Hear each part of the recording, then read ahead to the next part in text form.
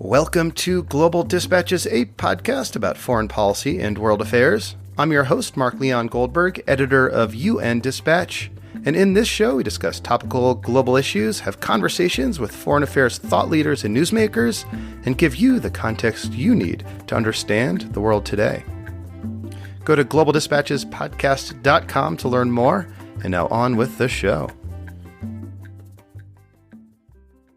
My guest today, Zachary Carter, is the author of a fantastic new biography of the British economist John Maynard Keynes.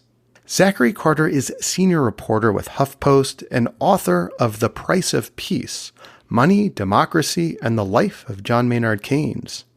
Keynes is one of the most influential thinkers of the 20th century, and though he is primarily thought of as an economist, his insights about international relations are extremely relevant today. Keynes was a key driver behind the Bretton Woods Conference, which led to the creation of the World Bank and International Monetary Fund. And more broadly, he developed some powerful ideas about how stable domestic economies could lead to global peace and prosperity. His insights about the relationship between economics and peace are still driving conversations today. And one thing I loved about Zachary Carter's book is it's as much a biography of Keynes as it is an economic history of Europe and the United States and a study of relations between big global powers over the last 100 years. As soon as I started this book, I knew I wanted to bring it to you in a podcast episode. I think you'll love it. I'll post a link to the book in the show notes of this episode and also to globaldispatchespodcast.com. And for you regular listeners of the show, the bonus episode that I've posted this week is my conversation with Michael McFaul. He was President Obama's ambassador to Russia and now serves as something of a foil to President Trump's attempts to ingratiate himself with President Putin. That episode, like my other bonus episodes, are long-form interviews with people who have had interesting careers in foreign policy, and we discuss their life and their career, often with digressions about the key historic foreign policy events in which their life and career intersected. Please visit patreon.com/globaldispatches to unlock those episodes. There are dozens and dozens of them by now, and I'm releasing more each month. You can also visit globaldispatchespodcast.com and follow the links to become a premium subscriber. Thank you. All right, now here is my conversation with Zachary Carter, author of the new book, The Price of Peace, Money, Democracy, and the Life of John Maynard Keynes. I really like that you're, doing this from a foreign policy perspective, because I think it's kind of silly the way these worlds are divided. There's like econ over here and there's foreign policy over there, and they're both kind of the same thing. Like you can't do either of them independently of each other. And of course, a key insight of John Maynard Keynes. Yes. How would you define Keynesianism? It's a very good question, and a very difficult one. I think one of the themes of the book is that what we refer to as Keynesianism has changed significantly over the decades, and in many ways is divorced from the sort of worldview of the man it's named after. Between the 1950s and I would say 2000 or so, for that half century, Keynesianism was understood as a way of kind of managing the macroeconomy, the macro domestic economy, that you would spend big, governments would build up big deficits during recessions in order to help restart the economy and get it going again, so that it could recover and do the wonders of economic free markets during the good times. Myself, I think that's sort of the Econ 101 version of Keynesianism that I received when I was an undergraduate studying economics. I don't think that has much to do with what John Maynard Keynes did over the course of his life. So another kind of Keynesianism, which has been, it's sort of gone by the moniker of post-Keynesianism, is the sort of academic specialty. looks at it from a slightly different well, I think a really thoroughly different perspective. In many ways, rejects the basic foundations of the economics doctrine as the profession, really, as it's developed over the 20th century. But even that, I think, is kind of a narrow way of looking at Keynes. I don't think it makes sense to think about Keynes and his legacy as something that is the exclusive property of the economics profession. I think in many ways, Keynes was a social thinker who was concerned with the great problems of his day. And the great problems of his day were two world wars, outbreak of international authoritarianism, Great Depression, and the breakdown of a global order, a political order that I think economists understood as an economic order, but really is a geopolitical order that was the sort of era of the high gold standard, named for the trading and currency regime that existed between the different big economies of that era. Keynes didn't want to be remembered for deficits. He didn't want to be thought of as this sort of therapist who could, bring the economy back to health when it was having a hard time. He was a much broader intellectual who revered intellectuals sort of from the golden age of Enlightenment liberalism. People like, John Locke and Edmund Burke and John Stuart Mill and all these figures who have very complex legacies, of course, tied in with the rise of the British Empire and colonialism and all the rest. But people who weren't confined to thinking about the world in terms of dollars and cents, or I guess pounds and halfpennies. They're British. I should say that's like one of the things that really your book, I think, drives home profoundly, is that his contributions to the world weren't just like intellectual, but his sort of way of viewing like the political economy was like a moral one. What was that kind of breakthrough? Like, what did the world look like before his intellectual contributions compared to after? That is a really broad question. And it of course, it changed profoundly just because great changes were afoot in the first half of the 20th century. We began the 20th century. The British Empire is this unbelievable global superpower. And by the 1950s, it is in a period of what I think we can now call long-term decline. You have the United States upending the geopolitical order with its rise. You have multiple wars. All this stuff is contributing to I think has a lot more to do with the way the world changes than the ideas of a single man. But Keynes is, I think, in a lot of ways, the thinker who, over the course of the first half of the 20th century, is best able to synthesize these changes and intellectualize them and make them into a sort of, and form a sort of coherent explanation for what is going on in this era of upheaval. Before Keynes comes on the scene, you have this era of relative stability in Europe that sort of stretches from the close of the Franco-Prussian War in 1871 to the outbreak of World War I in 1914.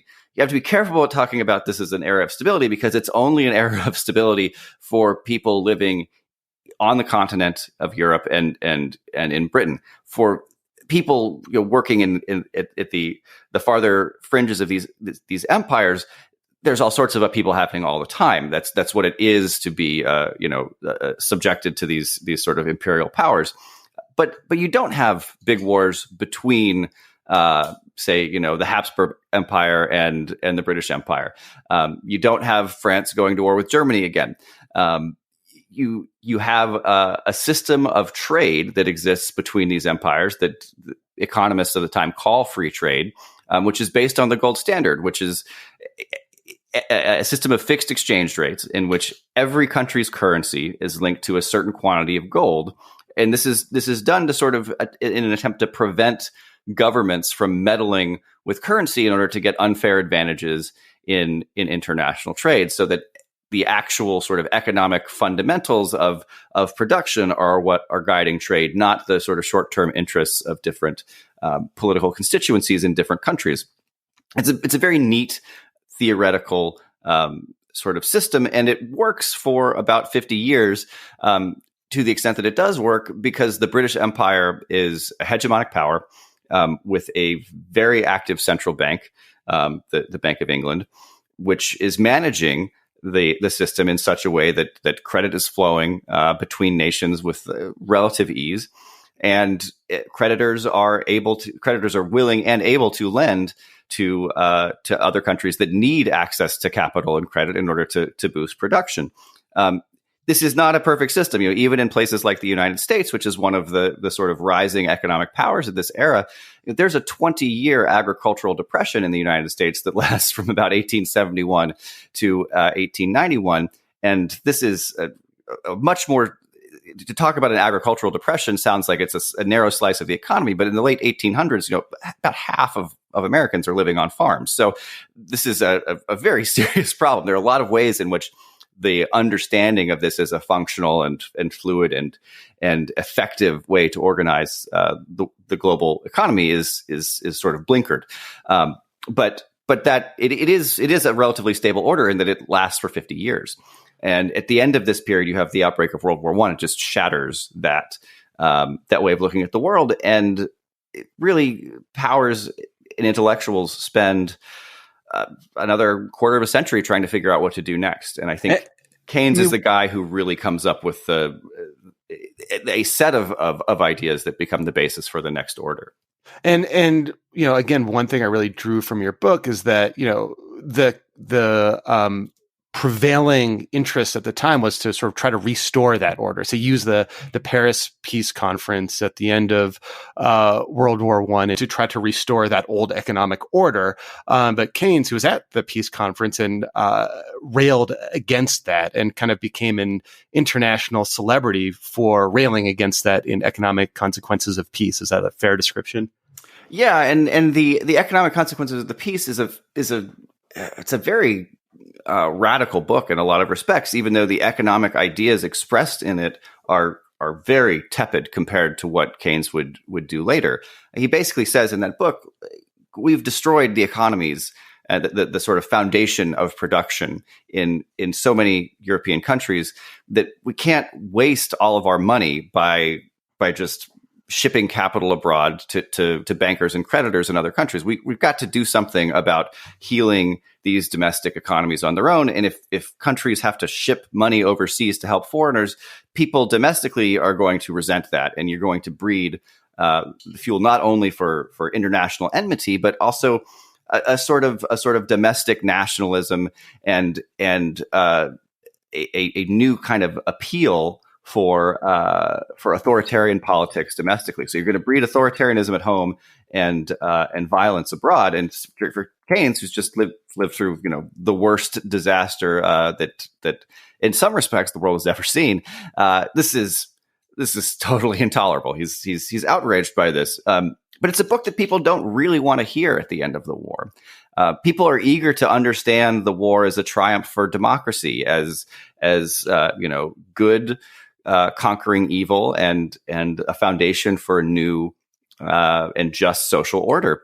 And Keynes really shatters that illusion. And the march of events, one of the reasons for the enduring popularity of the book is that Keynes was right. I mean, basically, that treaty was not capable of maintaining the peace, and ultimately resulting in World War II. But really, very early on, you see these authoritarian movements afoot all over the world.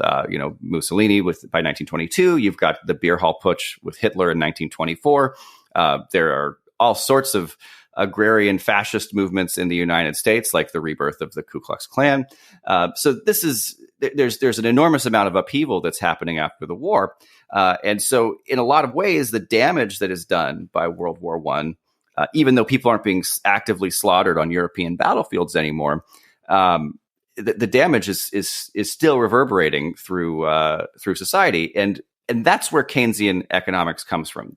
Keynesian economics is trying to grapple with the social breakdown and upheaval that comes from the collapse of the international order with World War I. And despite attempt after an attempt to reboot the machine, there really is no effective order that the world can center around until the end of World War II, when the United States essentially takes over for the British Empire as a global hegemon alongside the USSR in other parts of the world. It's interesting. So like that formulation is now, of course, like, conventional wisdom. And I should say, as an aside, I learned from your book that conventional wisdom is a term coined by a Keynes disciple, John Kenneth Galbraith. That's sort of conventional wisdom now, but at the time it was kind of like a radical formulation. Right. I mean, the gold standard too, today, if you talk to economists, there are very few economists who are enamored of the gold standard because it essentially wreaked decades of destruction and probably contributed to at least one world war.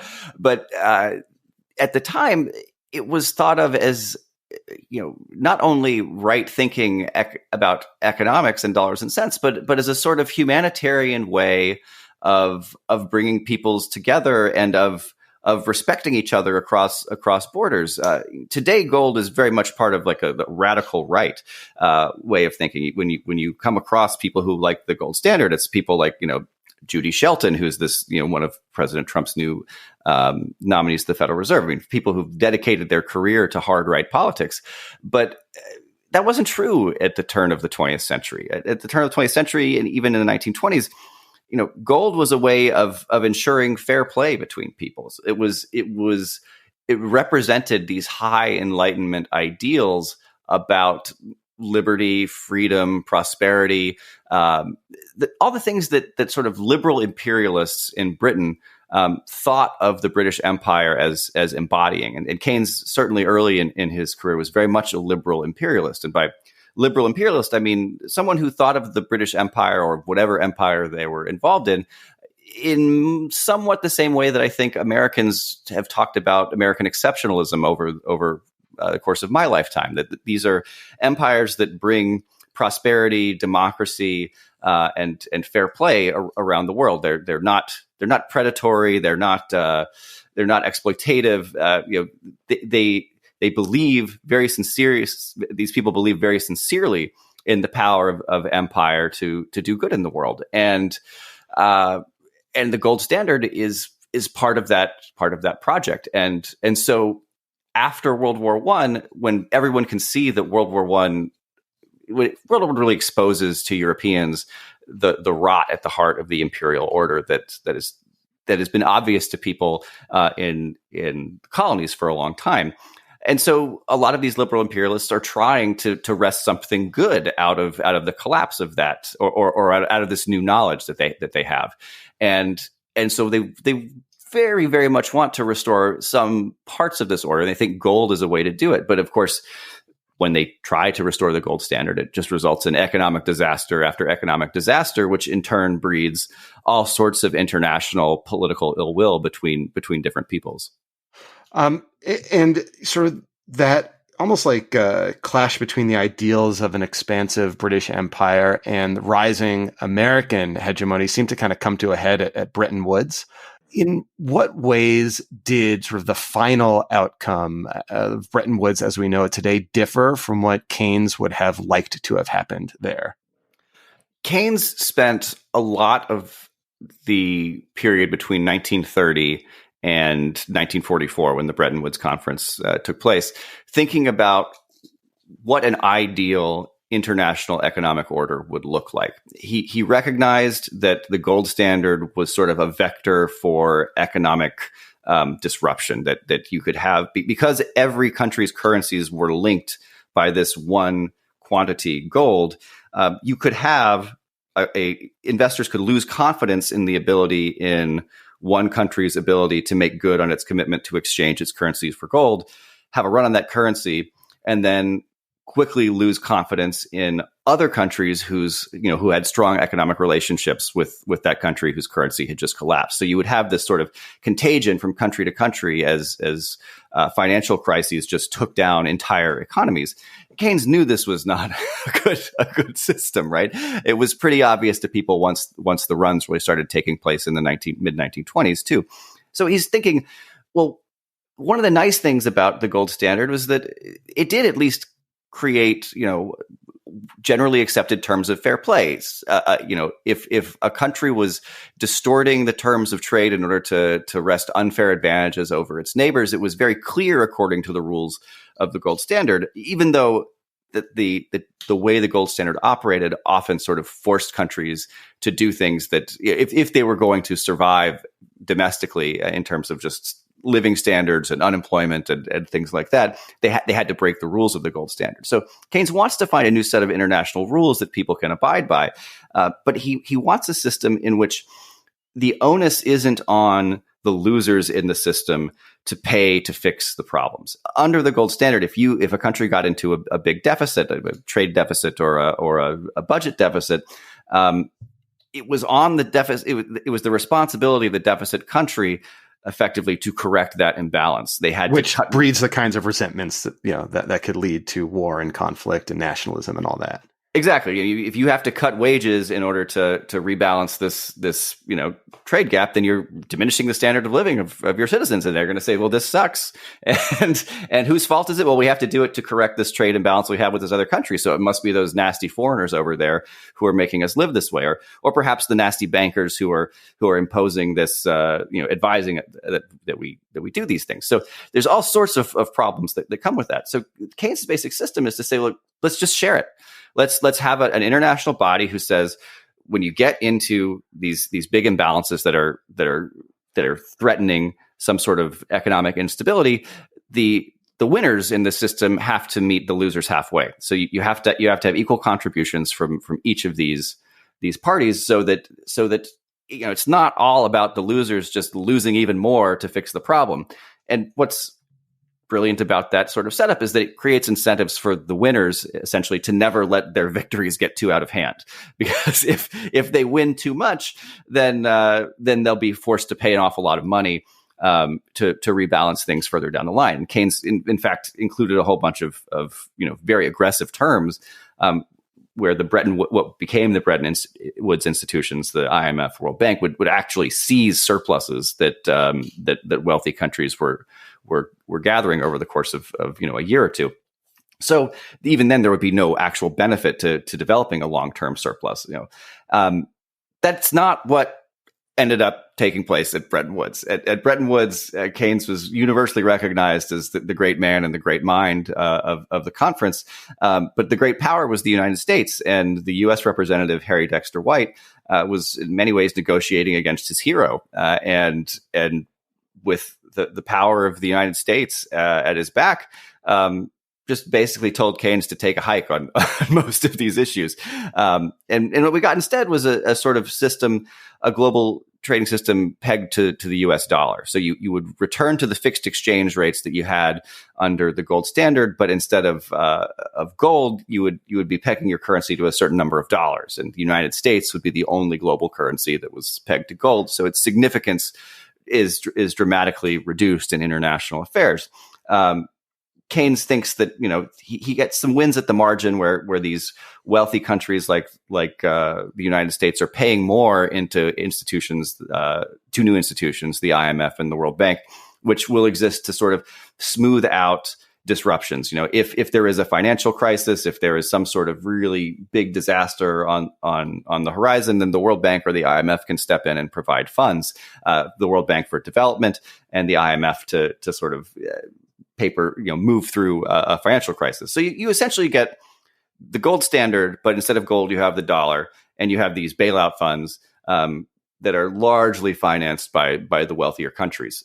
And that system may or may not have worked. For about it was only up and running at full tilt for about 11 years before Richard Nixon kind of unilaterally blew it up in the 1970s. And we don't really know what the world would look like today had Nixon not blown it up. And I think for all of the defeats that Keynes suffered at Bretton Woods, that system may have had something to be said for it. But of course, the fact that it was blown up meant that pegging the global order to the whims of a single international superpower was probably unwise. And not I would say, in Keynes's lifetime, there were two world wars. In the years since the advent of the Bretton Woods institutions, there have been no world wars. between major powers. And, there are a lot of reasons that could be, but perhaps one contributing factor is, the advent of the IMF and the World Bank and that brief-lived system before Nixon blew up the sort of U.S. peg to the gold standard. Well, and Bretton Woods is really only one piece of the geopolitical economic order that is established at the end of World War II. You have the Marshall Plan, where the United States is spending enormous sums of money in Europe and also in Japan for rebuilding these economies and creating a system of economic allies and trading partners who do not go to war with each other. The trick is that these powers all become sort of allies in the Cold War, and of course countries in the Cold War do go to war with each other. The Cold War is kind of a funny term. There's no actual bombs dropped on the United States or the USSR, but there are a lot of bombs dropped elsewhere in the world.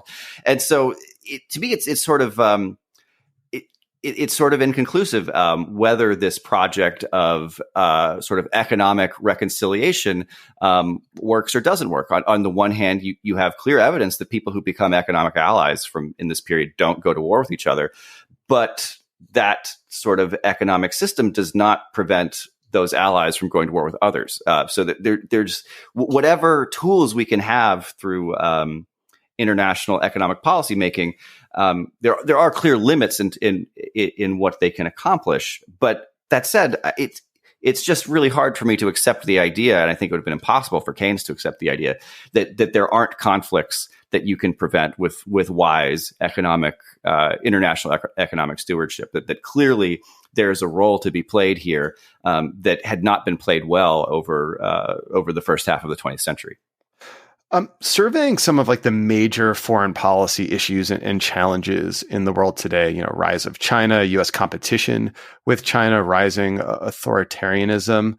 I mean, what would you say Keynes's intellectual or legacy to those issues would be? How do some of his ideas contribute to some of these kind of key foreign policy challenges today? I think the real key to understanding Keynes is his sort of social philosophy, his vision of the good life. This really, I think, permeates it's both intellectually prior to all of his other intellectual breakthroughs and can be seen in his discussions of these ideas. He wrote before he wrote the General Theory of Employment, Interest, and Money, which is his great famous magnum opus of economic theory. He wrote what he thought was going to be his great magnum opus of economic theory, called A Treatise on Money, in 1930. And this book is just littered with references to Shakespeare and what caused the rise of great ancient theater and in say ancient Greece or ancient Syria. So he's obsessed with cultural vibrancy, with what at the time were sort of the pleasures of the European elite. That you could go to the opera, you could go to the ballet, you could drink champagne with Virginia Woolf. He's a member of the Bloomsbury set, so he's got all of these fancy artist friends who are very, very good writers and pretty good painters. But at the time, they're very well respected in the international sort of art milieu. And Keynes wants to see that kind of culture flourish. And he's always trying to reverse engineer some sort of policy that makes that way of life, either protects that way of life from the march of authoritarianism or democratizes it and opens it up to a wider swath of participants. And I think I remember at one point, even trying to get the BBC to play more classical music in the homes of working class Britons. Yes. There's this idea that this is only for the smart people, only for the educated and highly cultured. And what Keynes finds with the advent of the BBC is that no, actually everybody can appreciate music when they hear it, and the world is the differences between people are much smaller than many of the people in his social circle would have insisted. And indeed did insist at the time. But I think you look at our world today, economists tend to look at it as a world that's full of accounting discrepancies. The deficit is too high in the United States. The trade deficits between countries are in capital goods is one issue. We have problems with supply chains. all that stuff is, of varying levels of significance. I happen to think, the breakdown of supply chains certainly in the COVID era is a very serious issue.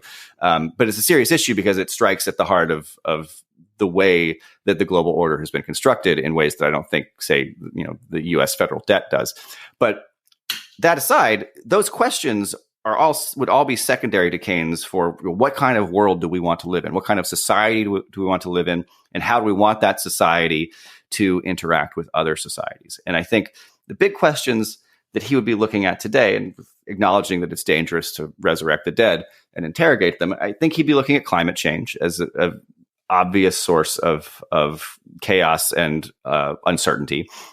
He'd be looking at the deterioration of the relationship between the United States and China, and the breakdown of the European Union as major long-term issues that are going to be with us for a long time, that need a solution that is not just how to get through the next crop cycle for soy farmers in the United States, or how to get through the next election in Greece, but that require a sort of rethinking of what it means to be an internationalist in this moment. And I think the COVID crisis really presents an opportunity, but also, it requires this thinking to be done. So if Keynes were here, I don't think he would. Certainly, he'd be talking about public health stuff. You can't fix any of this if everybody is dying, and you can't have your institutions functioning in the sort of basic ways that they were before the pandemic. But he would talk about the project for rebuilding these economies post-COVID in the context of rebuilding or building a new international order. And Keynes was a brilliant guy. He was always coming up with these these crazy complex strategies, which often were not politically realistic. In fact, almost never were politically realistic. Even at Bretton Woods, which is one of the 1940s were one of the few periods of Keynes's life where he was really winning a lot of policy battles. But even at Bretton Woods, he didn't really win.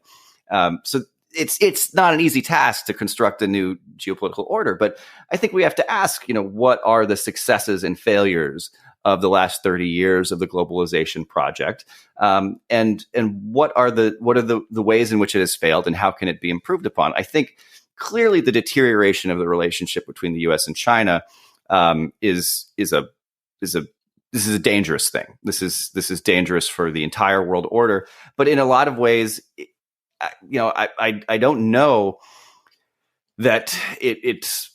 I think we tend to think of it as something that the Trump administration has caused, because Trump has been so belligerent with China of late. But I think this has deeper roots. I think fundamentally the economic arrangement between the United States and China is not sustainable, has not been sustainable for a long time.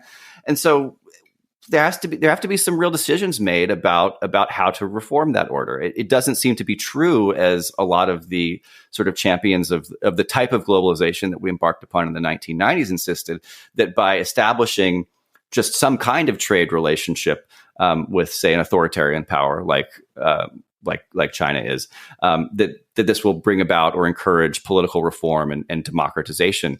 It clearly has not happened. And so if you want that to be the case, then you have to think about what type of economic relationship you have. You can't just have a relationship. You have to have one that actually fosters some sort of democratic, widely spread political prosperity or enjoyment of political rights.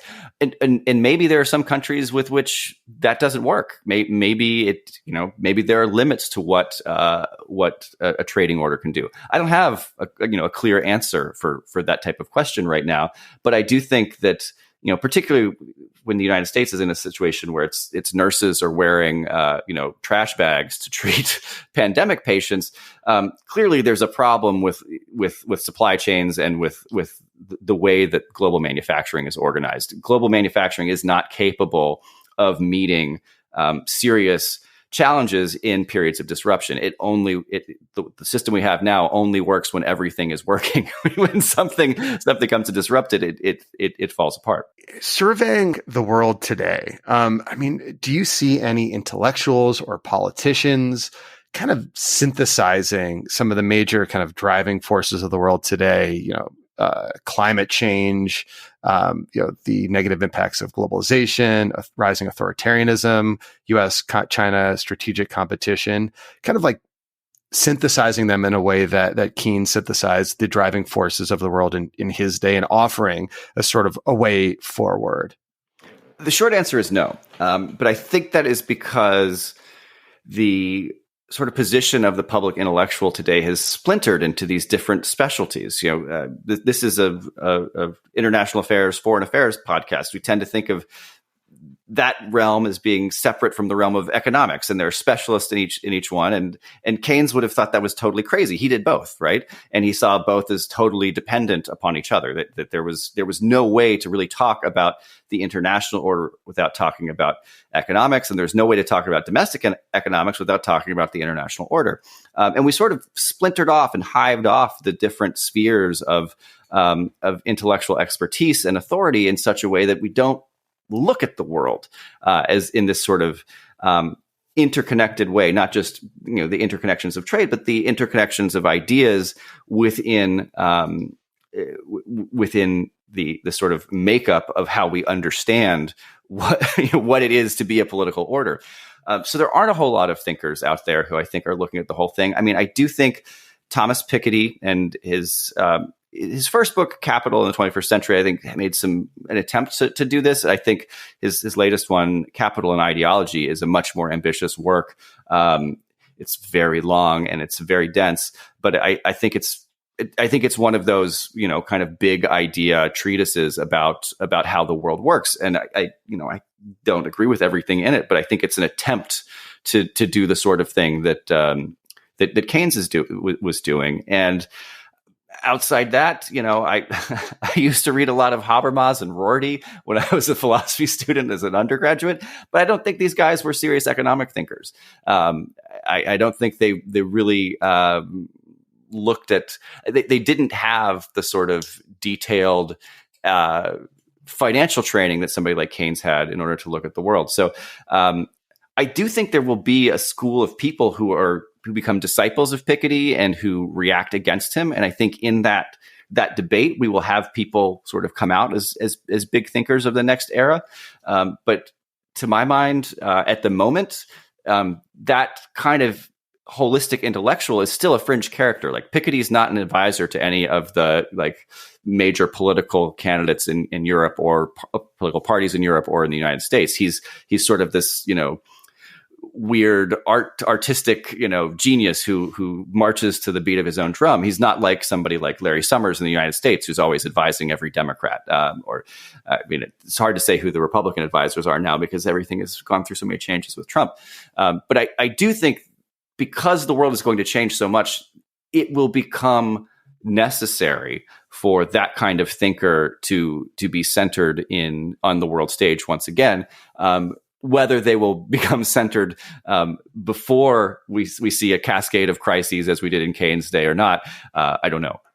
Well, Zach, thank you so much for speaking with me. Your book is so good. When I bought it, I thought I was buying a biography of John Maynard Keynes, which I certainly did, and it was an excellent biography, but it was also just a profoundly well-written economic history of the last 150 years of Europe and the United States, and I learned so much from it. So thank you. Oh, thanks so much, Mark. All right. Thank you all for listening. Thank you so much to Zachary. Again, I so recommend this book. You'll learn a lot from it. I know I did.